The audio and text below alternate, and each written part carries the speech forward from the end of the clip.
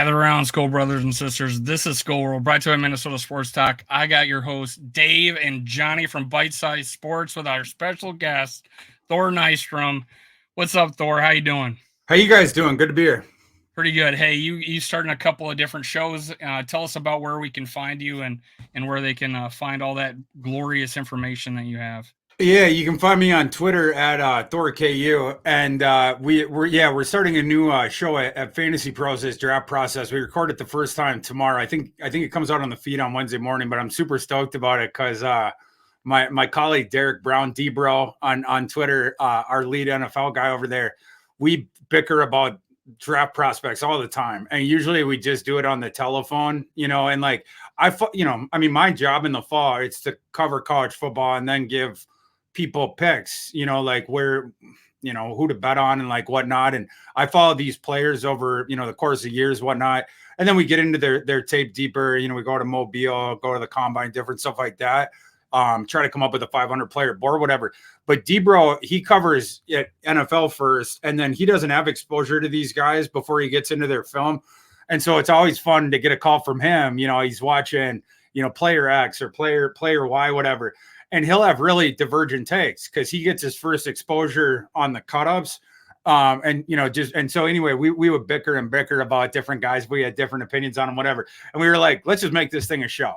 So we're going to go through, I think our first one is like, we're going to each give our top 10 quarterbacks, our takes on the different quarterbacks. And then, we're going to go through like all the positions, running backs. We'll have one where it's like a running back sleeper episode, wide receiver sleeper episode, top 10 wide receivers, different stuff like that. And it's going to be a lot of fun coming out every week on the Fantasy Pros feed. Awesome. Now, the main reason we brought you on is because JJ McCarthy from Michigan has become a huge topic on Vikings Twitter. And there is a wide range of opinions of him to, I don't want him at all, to holy crap, he might go in the top 5. Where do the Vikings go up and get him? All that, and just kind of give us your sense of JJ McCarthy. What's your thoughts about him as a QB prospect? What, you guys know I love him. The thing last week, it was funny because again, like, I cover college football. That's in the fall, that's what I do, and then in the spring, it's the draft stuff. And you enter a draft process after the national title game, and invariably there's going to be a bunch of guys where your opinion of them, it's more or less what you're hearing or seeing, like on, Twitter, initially in these first, end of January, early February, whatever.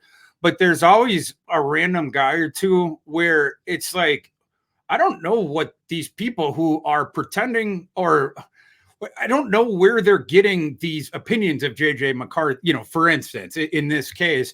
And that was my example of it this year, where I was getting really frustrated reading these poor opinions of JJ McCarthy on social media or in the media, in my opinion, from, it appeared, people that had never watched him play before. They were doing it off the box score and then making situational assumptions based on, well, if a quarterback has this box score, this is what he must look like. And it's like, you don't know his game at all. And I just read enough of that. And finally, Phil Mackey asked me on the score show last week about, and that was my most divergent take at the time, at least me against the most of what I was reading as far as that goes.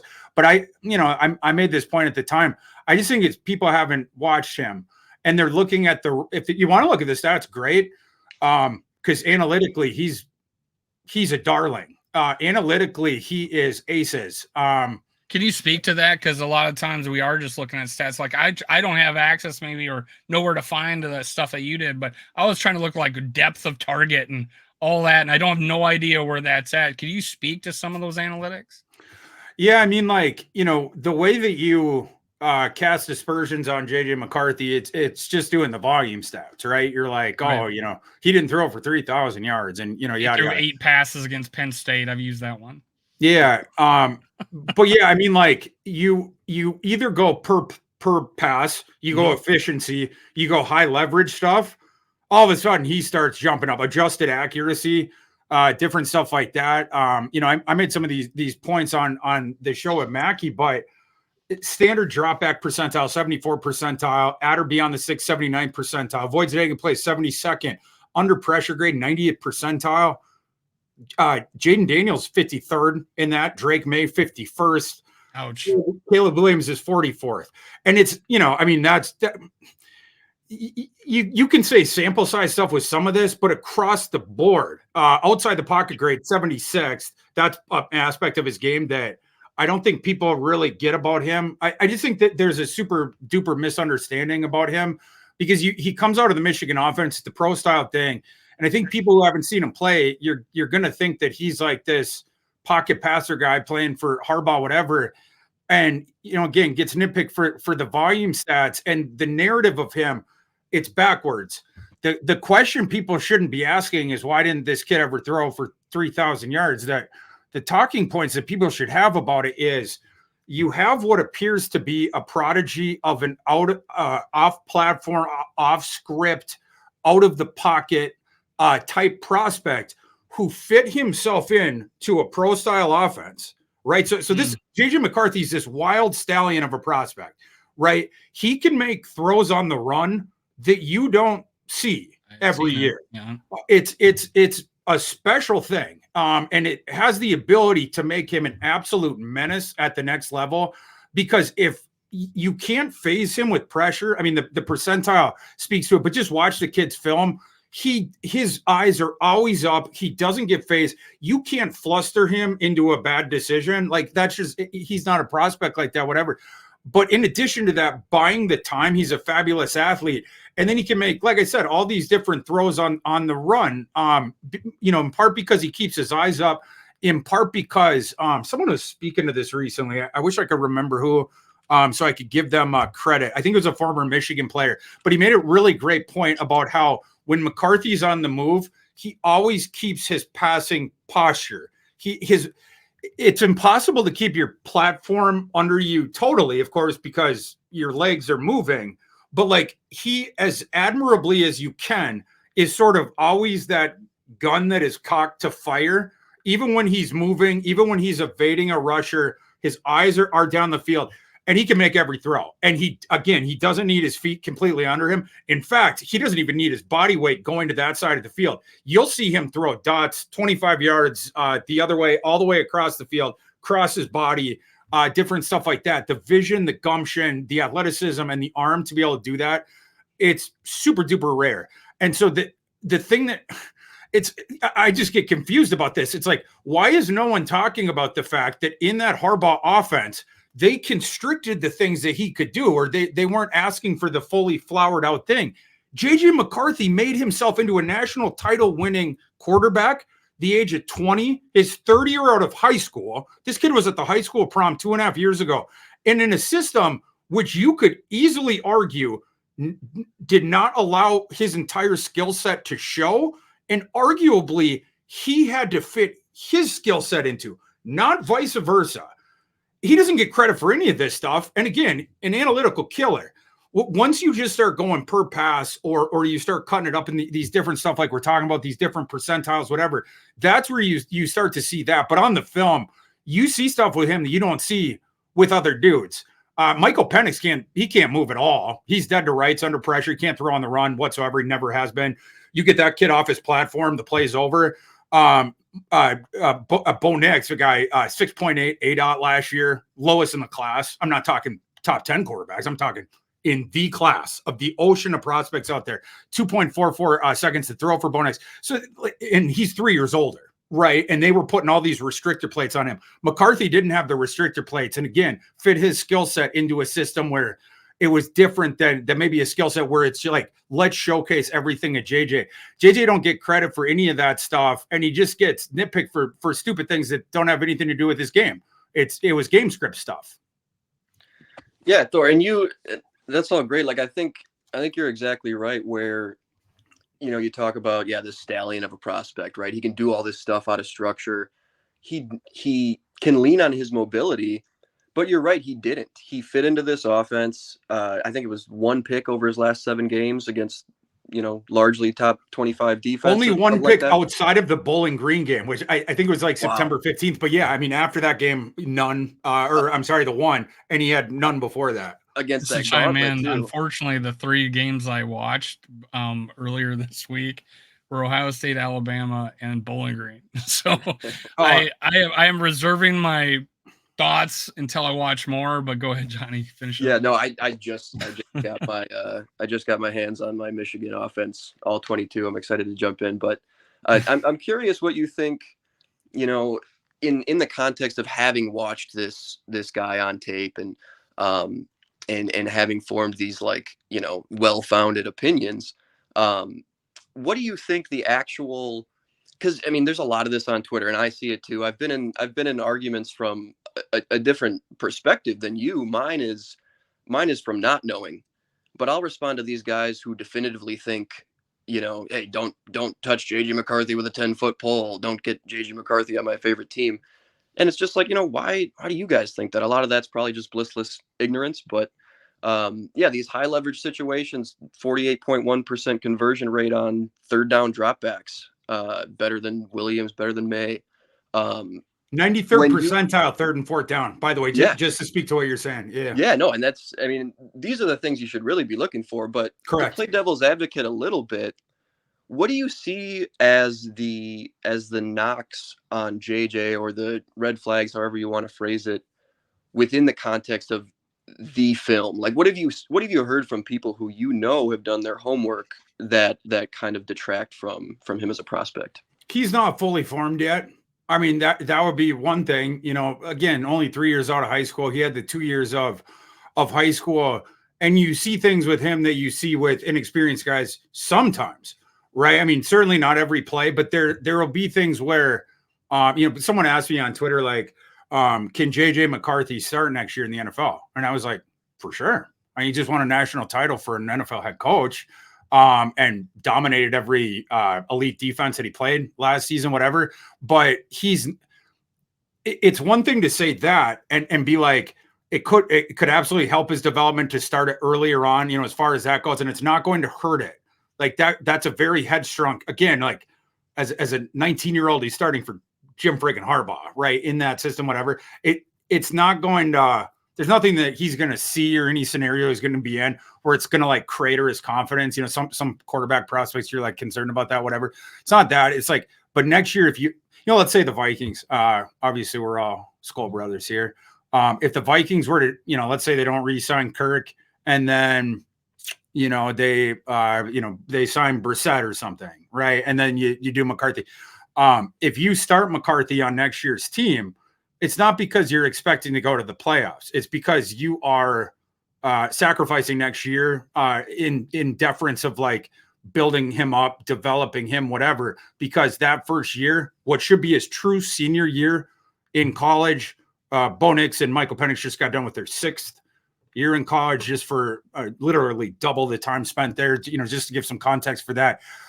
Some of that stuff, there will be some growing pains with that. You see some stuff like, and again, I don't want to nitpick him for this too much, because he shows flashes of being a prodigy on the other side of it. But again, just young quarterback stuff. Sometimes he can get caught on the first read. Like you see that invariably with third year starting quarterbacks in college football.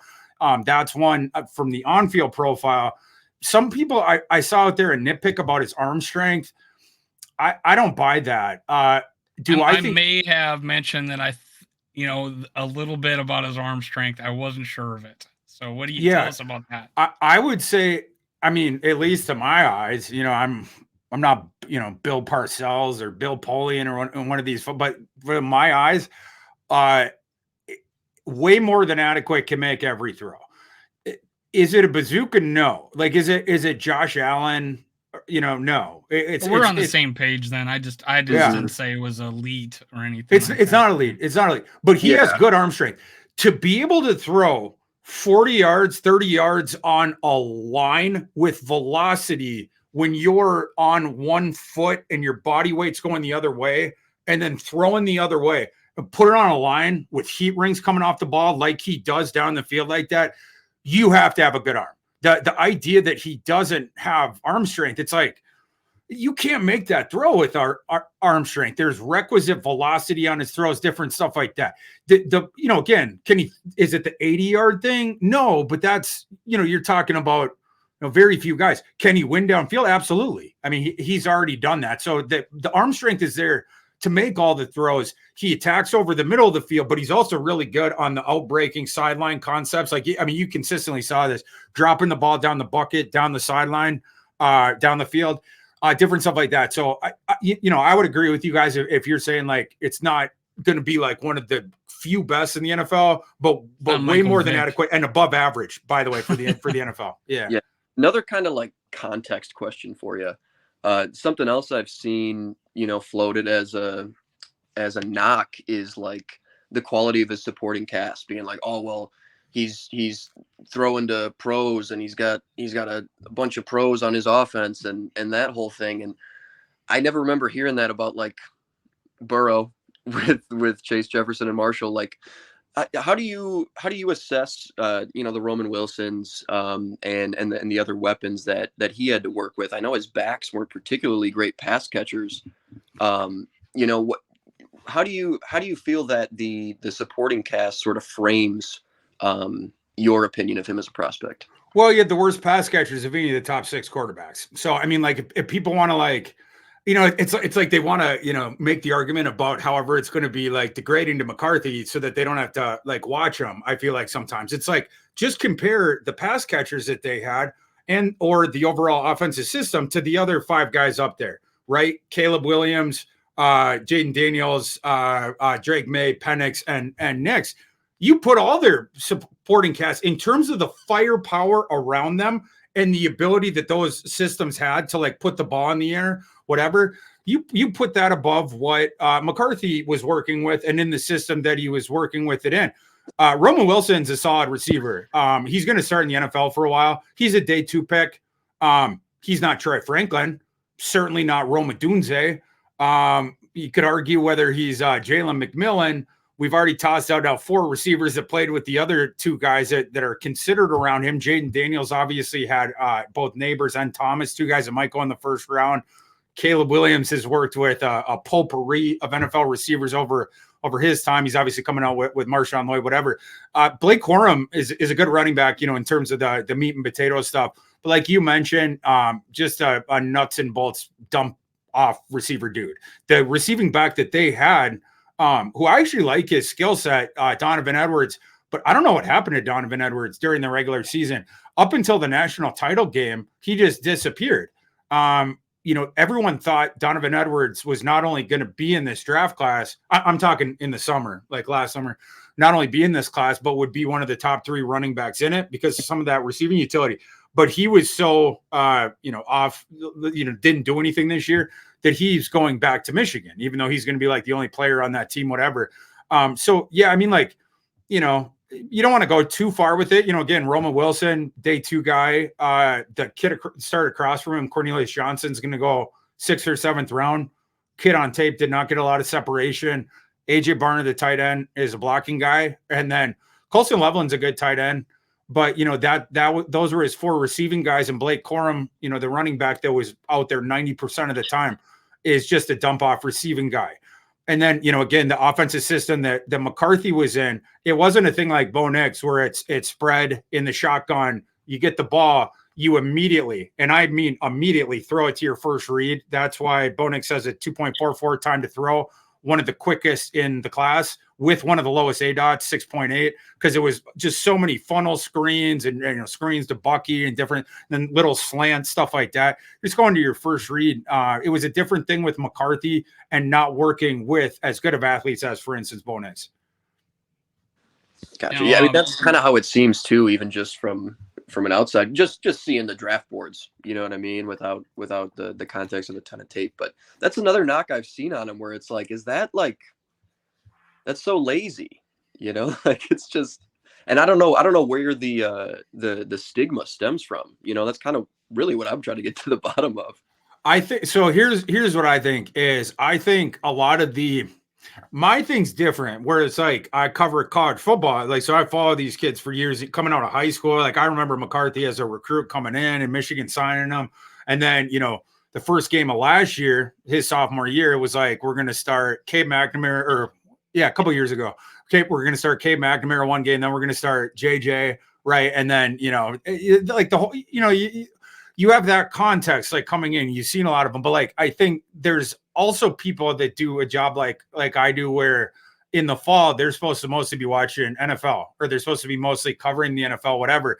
But then they're asked to make comments on a guy like JJ McCarthy, where I think most of them, I would assume, didn't think JJ McCarthy would be in this class. JJ McCarthy is a true third-year guy. Again, Nick's sixth year, Penix sixth year, Jaden, I believe, is fifth. And then everybody knew. I thought Bo Nix was 5 years. Maybe I'm mistaken. Yeah, we'd have to.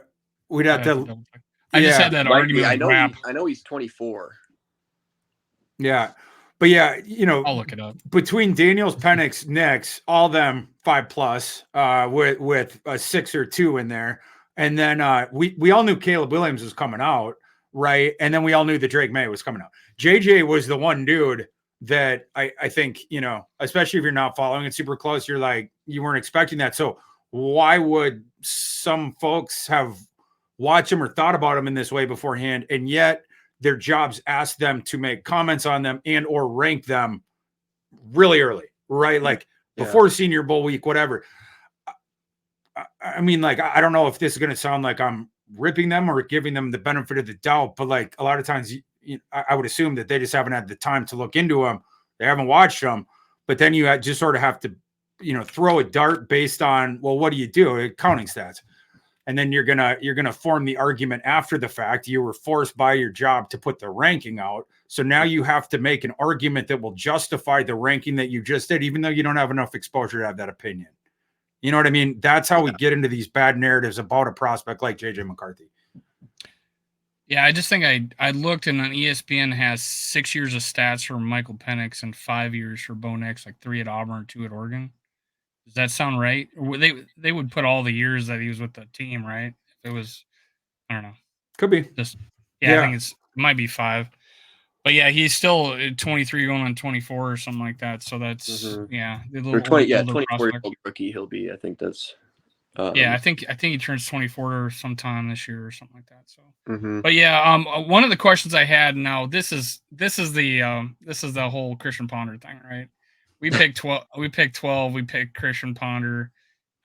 He was a prospect that wasn't supposed to be even looked at until I went and actually looked back at like the broadcasts and what people were saying and film of him and what people were saying. And it was like late first at best, early second. We take him at 12. We're all thinking, even before I was 20 years ago, not even thinking about YouTube, whatever. Not 20 years ago, but I was like, who the hell is this guy? We're picking here at, 12.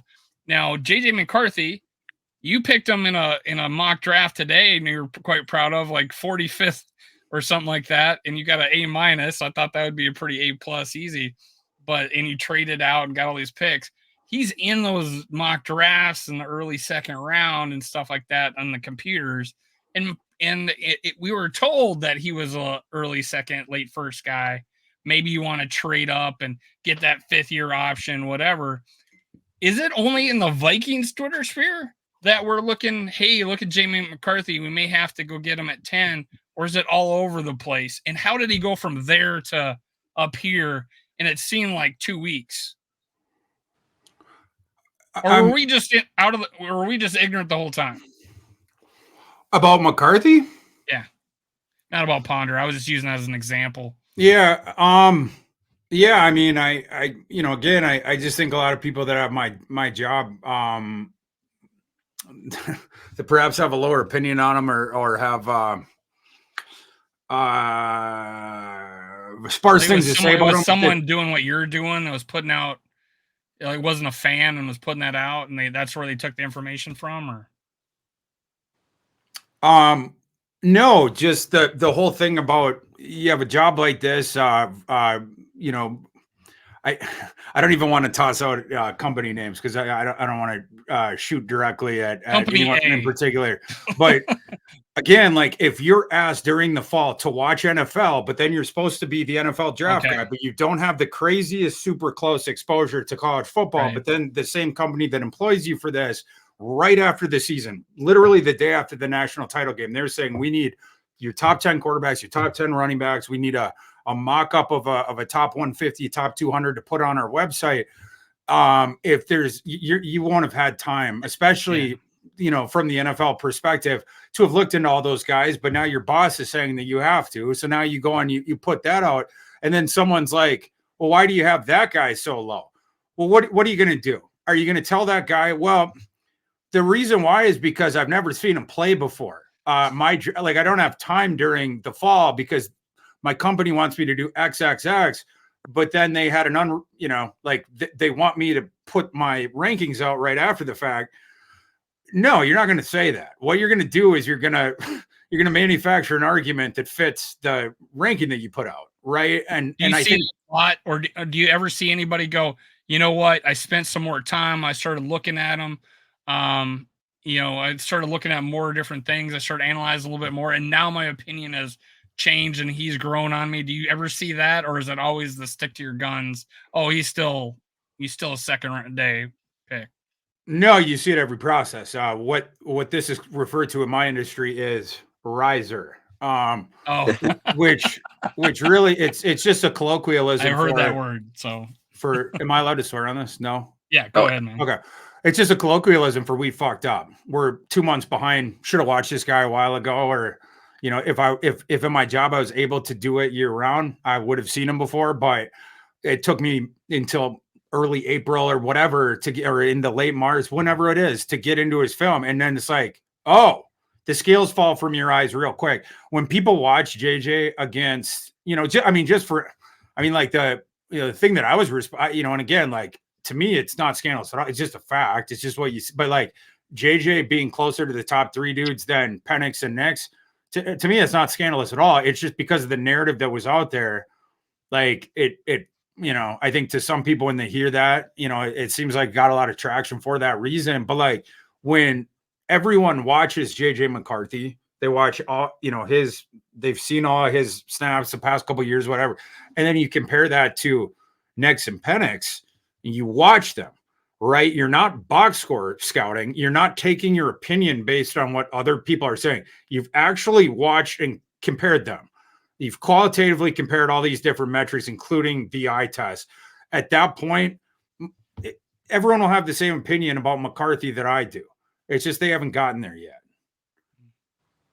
Could you name a few games that listeners could like go YouTube and find every throw of such and such game and take a look at what really impressed you?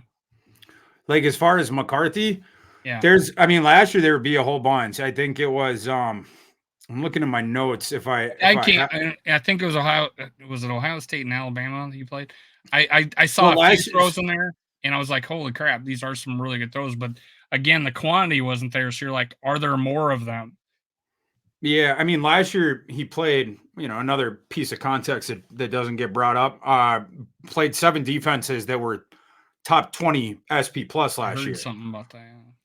Yeah. And he played 10 that were top 50. If you expand it to that, 12-1 TDINT rate, in the bigger, the 10 against the top 50, whatever, it was 7-1 against the top 20 defenses, whatever. And the efficiency numbers were all there. 70% in the one sample, 69.7 in the other one. Let's see. Yeah, 8.2 yards per attempt with the 12-1 TDINT rate against the 10 games where he played against top 50 defenses. It was a system where you had to work for it, and the defense knew what was coming because, he was throwing on the second and longs, the third and longs. He was the guy that had to get the conversion. It wasn't a bunch of, first read. You make a really good point with that he had to be the guy to make that play and the conversion rate. Well, because they're running on first down almost every time. Yeah, it's almost like, of course he's throwing here, and he makes the play. Yeah, but invariably, he's going to make the throw. He's going to scramble for it or like whatever. And, you see this on his tape and you can see it in his numbers. Last year, you can go through most of them. The only one where it's weird is the Bowling Green game. And there is weird stuff going on in that. You guys recall there was all the drama with Jim Harbaugh going on, and then that might have been, I forgot who was like, technically the coach in that one. And like what was going on with Minter? that? Was Minter, like, because they rotated it, right. Moore was sometimes, Jay Harbaugh got to coach one of them or a half, like they were sort of doing it like by community and switching around whatnot, which crazy. And they went on to win the national championship with that shit going on. That is crazy for sure. Yeah, in large part because of JJ McCarthy. But like constant leadership, there's JJ. Yeah, that's right. True. Yeah, in the Bowling Green game, he had 5 incompletions. 3 of them were intercepted.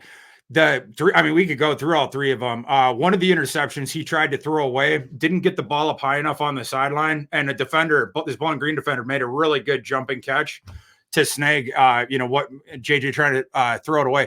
The other one, JJ made a good read. He should have just waited a second and led the receiver more, because what happened was to the corner, was that the end zone? In the end zone, yeah. He seen that a dude had broken free and was in the back of the end zone, was open. He had broken free from his man, and JJ sees this, and I mean, the 20-year-old kid, a third-year-old, is like, oh my gosh, this is a free touchdown. He didn't take the fraction of a second to bring his eyes up, because there was a defender on another dude that was in, like, I saw that play. Yeah, it was like 5 yards up in the end zone, or closer to the front. Yeah, he was in the front of the end zone, and he peeled off and snagged. This defender made a tremendous play. The defender realized and throws him in the corner. He would have got. Yeah. So the defender starts breaking back because I think the defender realized, seeing the dude running in his peripheral vision. So he peels back, and by the time that throw got there, the defender had gotten back to the back of the end zone. What would have been a touchdown, he turns it into an interception. Yeah. The other one was the one where I would fault JJ for, but I will give context, at least, if not the benefit of the doubt, where it was in the third quarter. The score was something like, you can't quote me, I'm just going from memory, but it was something like 35-6 or 31-6 or something. Michigan was absolutely blasting Bowling Green, and it seemed like they had only given JJ at that point 10 attempts or 11 attempts, and I think what they wanted to do was let him air it out one time. And so it was this concept where there was 2 guys running 9 routes on each side of the seam, basically. And JJ, he did have a one-on-one with the one. See, he made the correct decision. It was just a poor throw, where if he would have put more loft under it to the outside shoulder, it might have been a touchdown. But he went to the inside shoulder, which was especially not the best read, because that's where help would have been, if anyone would have come over. But the one defender, that's where, he was able to make that play. But it was deep down the field in a game that was already a blowout, whatever.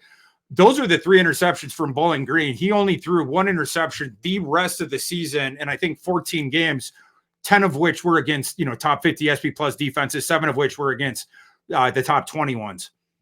Now you got him. You obviously really like JJ, but you mentioned the top 3. You don't have him in the top 3 then. Oh, I absolutely might have JJ McCarthy in my top 3. Yeah. Oh, all right. Let's put you on the spot. What's your top 4? Well, I'll put it this way.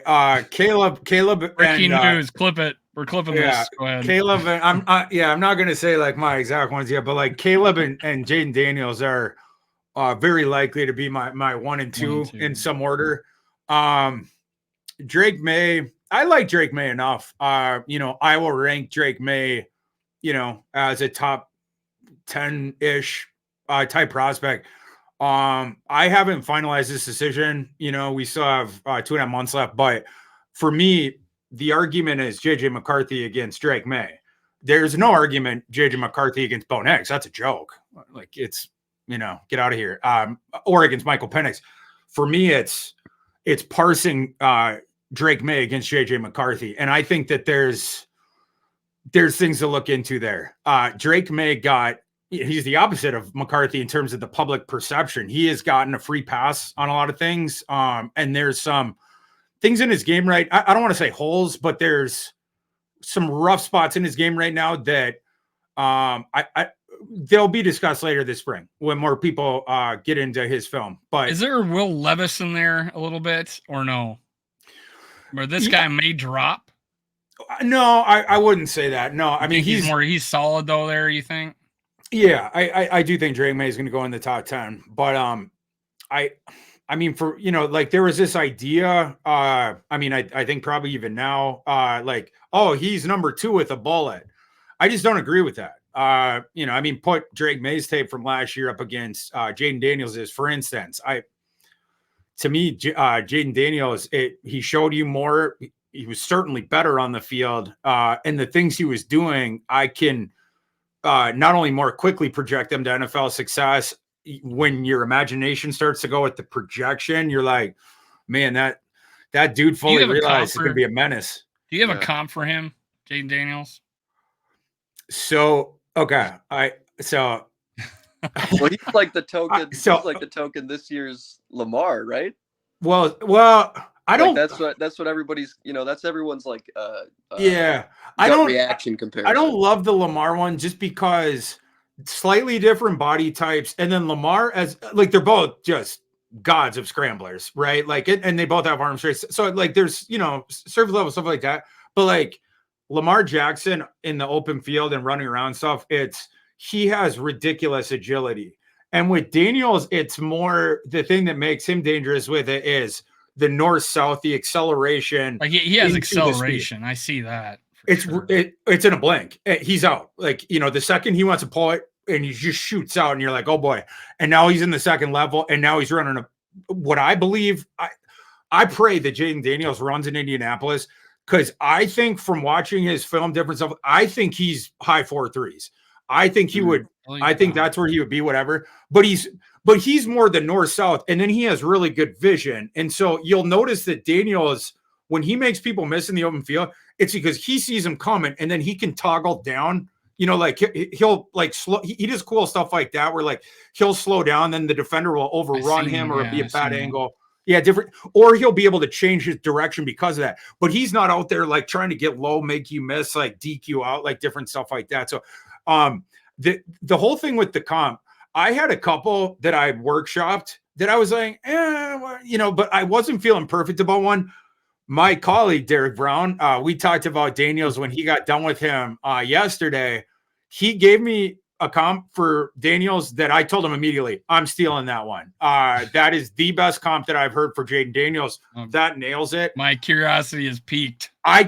I wish I could say it. I can't say it because I actually don't know if he has put that out there publicly. And if I preempt his perfect Jaden Daniels comp, he will never forgive me. So I have to guess on that. I guess we'll just have to do a teaser for our show coming out on the Fantasy Pros feed on Wednesday because he will definitely be dropping it then. Well, I can get you talking about. I have one more question for you. Vikings fans will like the comp. That's the only hint. I'm not going to say anything more. Not going to say anything more. Not saying anymore. Okay. Not saying anymore. Just a light spoiler. Okay. I already know. Is he a 185 or is he 210? I'm not. I can't say anymore. No, I'm talking about Jaden Daniels. Is Jaden Daniels 185 or 210? Is he? Is he really 210 or because I seen 185? He's looking 210 to me. I don't know.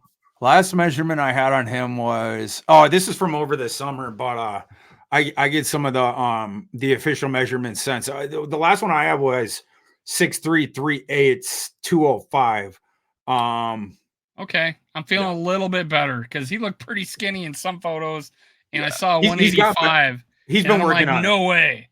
I would be so with him. I would be surprised if he weighs into the combine less than 210, and I think you'll see him pushing 215 because he knows, right? Like, and he worked really hard on two things. I'll just say this really quick that, off the field on the body, building that up. Cause you guys are totally right. Like it was like the rail thin thing. So he had to build some of the muscles up and it's still a work in progress, but it's no longer like you're physically afraid when you see him get hit in the open field and he takes hits cause he's a really tough kid. He needs to start sliding a little bit more, I would say. But like when you have that kind of superpower, the 4.3, like I can see why sometimes he's just like, I think it was my buddy Danny Kelly at the Ringer said that there's some Johnny Knoxville in his game because like sometimes he just like F it, and like he'll jump up in the air, he'll like do different stuff like that when he's Tune going into whatever. The Vikings show of Jackass. Exactly. But it's like, that was the thing off the field. And then I guess this was sort of an off the field work thing that then manifested on the field was his processor earlier on in college was slow. And you would notice with him, very talented kid right from the get. Herm Edwards handpicked this kid, came in. He started right away for Herm at Arizona State.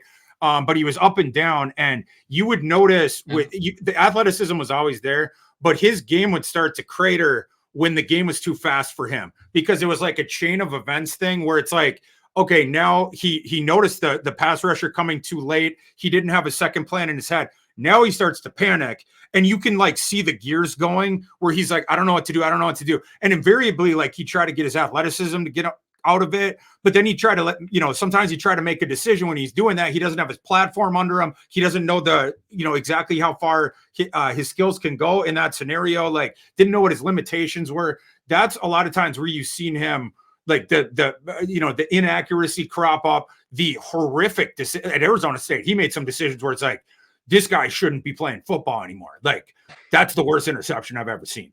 And you go from that to now where he is Spencer now. Rattler, his second year at Oklahoma, or second. Yeah, well, I've seen that. I've seen that in Spencer Rattler, really a horrible decision. Yeah, but but yeah. So apparently at LSU, they had this simulator that they had him go through, where that he would see all the defense, and then he'd have all the offensive plays, and it simulates the game, right? And then awesome. It asks him to pick out, what do I think the pressure look is going to be, and where is it going to come? How much time do I have to get the ball out? Where's the correct option? Different stuff like that. They play out the thing. Is that dude covered? What will my second one be? And then you have to pick what receiver you're going to go to. Well, apparently Daniels in his second year at LSU, heading into it, so over the offseason, had gotten so good at this simulator thing that they started running at 1.5 or even at 2 speed. So they're literally fast forwarding through games. And this kid became like Neo, where it was like he understood right away at the line call. Okay, that's what it is. Neo. We got the numbers over there. That he's going. We can switch him up there, and then the thing would come, and it's okay. That guy's blitzing, whatever, and that guy's cover. We're gonna go right there, and in double speed, and he's just like bang, bang, bang, bang, bang, bang, bang. And it was like his stopping the bullets moment, because now all of a sudden the rest of the field is going slower than his mind is going. He's the faster, with that, and his whole physical skill set played up. Now you see the thing of he's one of the better deep ball throwers that we've seen coming to the NFL, certainly the last 5 years. You might even be able to stretch that to 10. And he's very one thing I really like about him too, for a kid who's such a good scrambler and so athletic, his feet are admirably quiet in the pocket, because he's just so dang calm back there, and that he'll wait. Now, I've only seen highlights of him, so I do see that. And that's one of the things I took away from it. And that was just highlights. Yeah. Then when he'll wait as long as he can, and he'll uncork that ball. I mean, you want to talk about a guy with zero concerns about his deep ball thing. I mean, just an assassin down the field. He'll uncork one down there when he's got the look, whatever, and he's going to put his receiver in the best possible situation, whatever. But if it's not there, he waits as long as he can. But then he's out of there. And it's that thing that we were talking about, the accelerator accelerating out just in a blink. And now he's broken containment, and now you're in a problem with that. But it's really cool to see that, because he no longer has those things of panicky mistakes, which again causes chain of things where it's like bad decisions, doesn't have his platform under him, isn't thinking things through, isn't seeing the field well in those scenarios. Everything just cratered. Whereas now you don't have that problem. It's the opposite. His physical skill set, now everything is shining through. One of the things that I liked about him the most, and you brought it up, he struggled early in his career. He got to LSU. I didn't think he would get drafted at Arizona State. And then he peaked as best as you can peak, almost. He didn't win a national title, but as far as holy crap, what 4,000 and 1,000 rushing, it's like holy crap. How does one possibly put out that much production? There's got to be something wrong. Something, and I honestly, I love him to death, and I'm like, Kwesi, pull the trigger, make it happen. Perfect. Well, Thor, if you got time for one more here, of course, as good of a time as us here, but in the Vikings context, and you've might have a little different opinion, obviously, like you said, but the consensus still is kind of Williams-May 1A, 1B, probably first 2 off the board. So for us, when we're speculating as Vikings fans, it seems like if there's a trade up opportunity, the one of that three is probably Daniels left. And if we're sticking and picking, the guy that might get to us is JJ. So within the context of the Kevin O'Connell offense, and maybe even a little bit with the scrambling stuff to the side, because I mean JJ is probably pretty close to as fast as Daniels in a straight line, and he can move. He doesn't. I mean, Daniels still takes hits like a fawn in traffic, but that might be something they work on. In the context of the Vikings offense, we just saw Dobbs go through it and Mullins and everything. Who do you think would take to and conduct Kevin O'Connell's offense the best, without him making big time camp adjustments to how he approaches things? We're locking this one. Here we go. Yeah, the best fit it's McCarthy. His game is a perfect fit for it. The throwing on the run thing, everything, the off platform stuff, different stuff like that. The play action. Great point. He's tremendous with that stuff. It's the melding of the ability to throw the on script timing rhythm type stuff, which you saw him do with Harbaugh, in addition to the stuff that O'Connell likes to do of play action, bootleg, layer concepts, right? Like McCarthy loved to attack over the middle.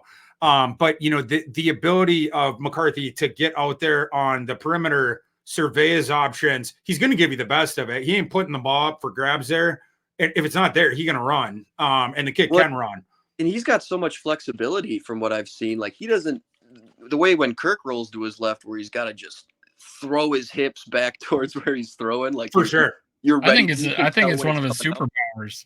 That's where he's special at, for sure. Yep. Yeah. And if McCarthy gets, again, like the fully realized, like if he hits his apex ceiling, that's a dangerous dude, because you don't see many quarterbacks outside of structure that can make throws, decisions, plays like that, right? Like a lot of times it's like, oh, he's a good scrambler, or oh, he's got a good arm, whatever.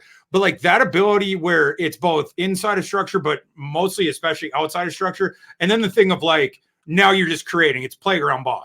You had a free rusher come in, he's going to be able to evade the guy. Now that, all the receivers are running around like chickens with their head cut off, finding the correct guy, let it fly. Wherever his body's going, like, again, like he can throw across his body with the momentum going the other way and throw a dart 40 yards the other way. You just don't see like throwback where he caught it high and then had to spin around against Washington. Yeah. Yeah. And going to your guys' point, like the thing before about the games to watch, any of them games against the top, Michigan, or I'm sorry, Washington was closer to the bottom of the top 50, but all the playoff games, he destroyed Alabama. Alabama absolutely would have beaten Michigan were it not for JJ McCarthy and his performance in that game. Iowa had a top 5 SP plus defense. Iowa's offense is an abomination. Iowa's defense was awesome. They couldn't stop McCarthy either. Ohio State had a tremendous defense this year. Couldn't stop him. I think underrated one. This is a good example for the box score people that haven't really seen him against, like, if you watch his tape being like, holy crap, in a game where he didn't have good stats, check out the Nebraska game. Nebraska, they were sort of like Iowa light. They had a top, I think, 10 or 12 SP plus defense. Their offense was an abomination, but this really, really salty defense that was coached by an NFL staff, right? Matt Rule and different stuff like that. And Nebraska had a pretty good plan for penning in McCarthy, and they got pressure on him at various times. They were confusing the Michigan defensive line and doing some cool stuff with that.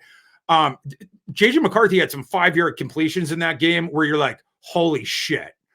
Like where they should have absolutely had him dead to right to sack, or another quarterback at his age would have thrown an interception or whatever. And McCarthy's getting away from it. Then he's scrambling the other way. And literally the only option that he can take for a profit, he finds him and puts it right on his hands, whatever. That would be one that I would point to that's like a box score against actual reality. Like, just watch this game and understand how good this defense is. And they can't pen them in. They're doing everything they can. And they're really good. They're one of the nation's better defenses. And they still can't pen them in, whatever. Manufacturing yards, where they're it's coming from nowhere. I do think McCarthy's the better fit, just in a traditional way that we think about the KOC offense. Yeah. Daniels can do this stuff in the pocket. I think O'Connell's really going to appreciate that and different stuff like that. And he's got the mobility, right? And he adds this other element that I'm sure, KOC, we haven't seen him with a quarterback like that before, but I'm sure KOC is not going to turn down the ability to have a quarterback that can also rush for 1,000+ yards every year. The one thing where I wonder about with Daniels is less comfortable throwing on the run. It's not that he's bad. Penix is bad at throwing on the run. But Daniels, he likes to, it's like the thing of like quiet feet in the pocket, surveying as long as I can. And then he'll, do whatever. But when he tucks it and when he moves off his spot, he's almost always running. You very rarely see him moving off that platform and then going out there and throwing on the perimeter you see some of it, but like it's McCarthy in comparison to him. McCarthy, you see way more of that.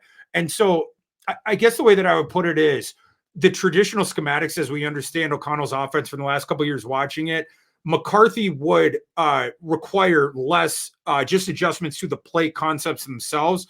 Whereas with Daniels, KOC would have to modify that a bit. In some ways, it would become theoretically way more dangerous, right? Like because you would want to have the downfield concepts. You'd probably put in some stuff to try to make sure that you get the defense up. You get one-on-one looks at times. So you're going to be doing things to bait defenses into giving you that look so that Daniels can get the one-on-one thing where he just absolutely kills people, different stuff like that. But it's slightly different, in terms of that modification with that.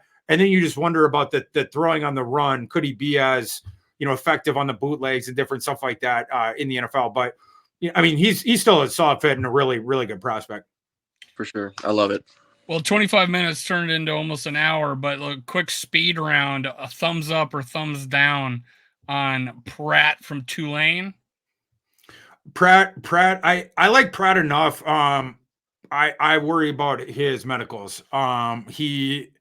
Pratt, I think has a more extensive rap sheet with that maybe than the public is aware of. And my bigger concern for him is his body going to hold up like into a second contract, and what is the upside, there? I think it's like probably good backup, but like for a guy like that, you want him to make sure he's in the league for a while. Maybe being a backup, it would preserve him. I like aspects of his game. He's athletic enough. He has a solid body as well, good frame, stuff like that. And he has a decent arm, certainly not a howitzer, but it's decent. And I liked his decision-making too. And the kid, he's a tough bass. Michael Pratt is too tough for his own good. And that's how he takes some shots that he probably shouldn't have taken in college. And he's going to have to learn to protect himself better because that's the only way he's going to play into a second contract, I think, in the NFL. Moving forward, Jordan Travis. I don't like Jordan Travis as much. I think he's what in baseball parlance you call him a quadruple A player. He's quadruple A, yeah. Yeah, like he's the mobility absolutely plays. And he got way better as a decision maker and stuff like that during college. I give him credit for that. It's as a thrower, I just don't think it's NFL caliber. You'll be able to certainly he's going to be a backup and stuff like that. And I think you could structure like if he had to play, it was like break glass in case of emergency. I think you could structure a system around him where you could be viable. But it's going to be a lot of more short type throws, whatnot. Like he had Johnny Wilson and Keon Coleman last year, and one of them 6'7", the other one's 6'3", 6'4". You just toss them up against ACC guys. So tiny receivers, then. Yeah, like you can't stretch Jordan Travis too far down the field or let him sit back in the pocket for too long against NFL pass rushes. I think you're asking for trouble. But like if again, break. I think someone comped him to Seneca Wallace. I was like, well, it's not perfect, but I could see it. I was just gonna ask if you could see him on a higher end getting to like a Tyrod Taylor area, or is that maybe even a little rich at the NFL level? So the reason I think that's slightly rich is Tyrod. You guys know Tyrod coming out. He had his issues for sure. But Tyrod, the athleticism for sure is comparable. Although I think Tyrod, even probably pre-Travis injury, was probably a bit more athletic. But the other thing is Tyrod had a bigger arm, and I think the ability to at least have the defense fear it or have to respect it, and then you have the mobility thing. So you have like the thing of like, if you keep the two safeties back because the guy can hit the deep shot, there's at least the threat of it. Now it opens up a little bit more spacing for the running game, and you have the mobility with him, whatnot. My concern for Travis is that he's never going to threaten the defense deep like that. If he could, that would certainly, up his import or increase his odds of eventually turning into an NFL starter. Just like your name, Thor, God of Lightning. This is the slowest lightning round in the history of YouTube, but Hartman from Notre Dame. Oh, Hartman sucks. Yeah, Hartman is. That. Yeah, Hartman is small. He's small. He's not athletic. His arm is middling, and for a guy like that, if he was, a good anticipatory thrower, if he was like, his accuracy was awesome, and he become like a rhythm thrower. The fatal blow for Sam Hartman is he sucks under pressure. And so it's like you have all the other nicks, whatever, and then you have that. And his accuracy is not pinpoint. He's decent. And when he was, so he played at Wake Forest, of course, and was one of, threw for 1 billion yards there. And then he was at Notre Dame. He had two kinds of types of games in college. You would see certain games where he would just destroy and throw for, 400 plus yards or 500 yards, whatever. And his box score would be flawless. And then there was one game where he threw like 6 interceptions or something like that. And his game goes up and down very predictably. It all has to do with protection. When Sam Hartman is under duress, he makes really, really poor decisions. And because he doesn't have the athleticism to get out of there, and he doesn't have the arm strength, and he just never learned that sort of, whatever. So if you can get him under duress, you're going to have, his team is going to have problems. But when he was protected, that's where you see good Sam Hartman, because that's where he can become the rhythm dude and whatnot. And he can read the defense enough, and different stuff like that. And he can win short and intermediate if everything around him is perfect. But yeah, he don't have the ability or the play under pressure to succeed in the NFL long term. And just two more. Spencer Rattler.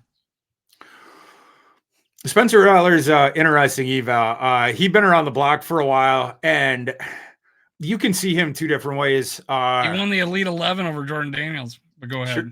Yeah, sure did. But then, other people will be like, yeah, but he was doing that quarterback one show and he came off as a dick in that show, which he did.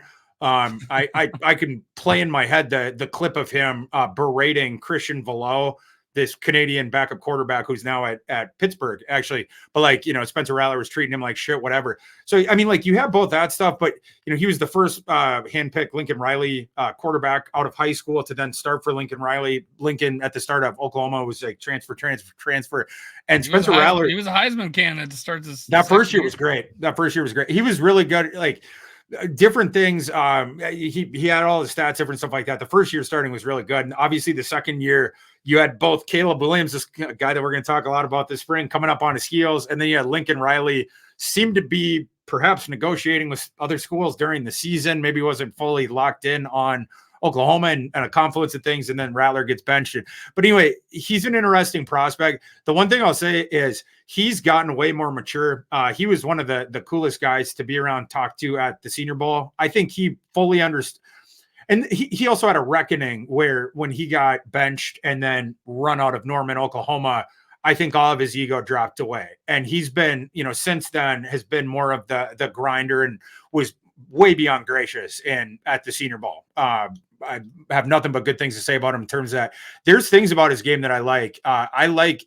He's a smaller kid, but he's got gumption out there, big time gumption. And he'll take chances. A lot of these quarterbacks won't take chances. And he's got a zippy arm. He doesn't have a bazooka, but he can get velocity intermediate and stuff like that. And when he gets cooking, he's really good. But the inconsistencies are still there, and he still needs to understand the extent of the thing of knowing his limitations. I think sometimes he thinks his arm is the best in the world and it's not, and he tries to make throws that he can't make or different stuff like that. But long story short, I like him. I'm intrigued by Spencer Rattler. And last but not least, this one's for you, Rap from Vocal Vike, Joe Milton. Any good? Joe Milton is, to use a Fran Fraschilla phrase from the NBA draft, he's 2 years away from being 2 years away. He has he's got all the tools that you'd like, but I mean, that was the case 7 years ago. It was the case 6 years ago in Michigan. Jim Harbaugh signed him and, was hoping to develop him into their, quarterback that won the national title game there. And they ended up having to run him off because, he got beat out by a procession of guys, whatever. And then, it was the same thing at Tennessee, Hendon Hooker. And then finally this year, Milton 6th year, they did start him and he got through the season. But even in that super dumbed down Josh Heupel offense where, we talked about this with Hendon Hooker last spring, right after you get the ball, they cleave the field in half for you. A lot of times, you just turn to that side of the field because you're not going to the other one, whatever. Simplified reads, different stuff like that. And even in that system, and even with Milton being able to throw the ball 80 yards downfield, they didn't trust him to do anything. He does not see the field well. His mechanics come and go. His accuracy is all over, even on short stuff. There's sort of that. I seen him throw one straight into the ground at the practice at the Senior Bowl. Yeah, there's this idea that he only throws bullets, and yes and no, but like that's not the full extent. He's got a strong ass arm, though, right? He has a very strong arm. Yes, doesn't have a ton of touch. That probably goes without saying, but like he'll miss high, he'll miss low, he'll miss left, he'll miss right. Like sometimes when he's not feeling it on a given day, it's like the Bull Durham thing. And all of a sudden, if you're in the stands, you need to pay attention because you might get hit in the face with a football. So Joe Milton's that inaccurate sometimes. He's one of those out of the wrong eyeball is what you're saying. Yeah, exactly. Yeah. It's one of those things where, yes, if the light bulb ever did go on, it would have to go like fully on, but then you'd have the 6'5", 245 guy with a ridiculous arm who is so athletic. He does standing backflips before the games, like in the warmups. Like he's an athlete. And he can run a little bit. I assume he'd be low 4.6s, but for like a guy that big is extremely impressive. But like, I think there's probably a 1 in 1,000 shot, right? And it's like with Lloyd Christmas and Dumb and Dumber. It's like, so you're saying there's a shot. That shot, that 1 in 1,000. It's the only reason why I'm going to rank Joe Milton, 9 or 10 or 11, something like that. Because on that 1 in 1,000 shot, something just was like all of a sudden, the scales fall from his eyes, and all of a sudden, like everything played up. Then you would have something, but the odds are so small and so remote. So many things that have to be overcome to get there. That's why I rank him lower. But the physical ability is real. But yeah, he's not good. All right, I appreciate you, Thor, for coming in. This is the second time. One more time, and you become a friend of the program. 3 times. There you go. Yeah, 3 times as a friend of the program. Go for that. I appreciate it, man. It's good to have Vikings' mightiest Avenger on Skull World, and I appreciate it, man. Appreciate y'all having me on. It's been our pleasure, man. That's it for today, Vikes.